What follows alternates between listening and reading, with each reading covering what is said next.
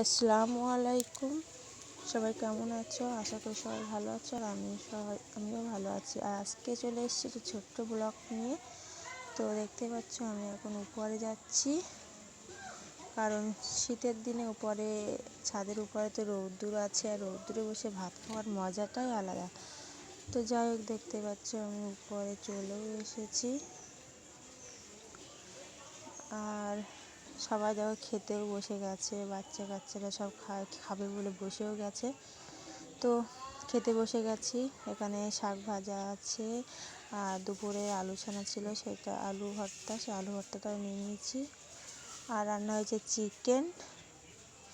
তো দেখো এরা সবাই খাচ্ছে। তো হচ্ছে নোমানের দিকে ক্যামেরা ধরে রয়েছে বলে ও রিয়াকশান দিচ্ছে যে চিকেন কীভাবে খেতে হয়। তো যাই হোক, এখানে শাক ভাজি, আর খেতে খেতে তো বিকাল হয়েও গেল। তো সবাই বলছে মোমো খাবে, বাচ্চা কাচ্চারা সব মোমো খাবে বলে। তো এখানে দেখতে পাচ্ছ মোমোর সব কেটে কুটেও নিয়েছি আমি মোমোর জন্য। আর এখানে চিকেনটা সিদ্ধ করে নিয়েছি, আর ময়দাটা মাখিয়ে নিচ্ছি তেল দিয়ে, হালকা মোলায়েম করে নিচ্ছি এটা।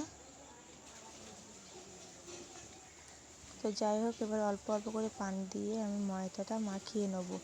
যাই হোক, এবারে মোমোটা তো হয়েই গেছে। আর এখানে দেখো সবাই খেতেও বসে গেছে। তো যেহেতু ওরা পিকনিক করে বলে পাগল করে দিচ্ছিলো, তার জন্য আমি সব কলা পাতায় করে ওদেরকে মোমো খেতে দিয়েছি। আর ওদের রিয়াকশান দেখো, খেয়ে তো বলছে খুবই নাকি সুন্দর হয়েছে। তো যাই হোক, এখানে দেখো আলু পকোড়া করেছি আর মোমো করেছি। তো সন্ধে তো হয়ে গেল। আমি তাহলে মোমো খেতে থেকে তোমার সাবস্ক্রাইব, বাই।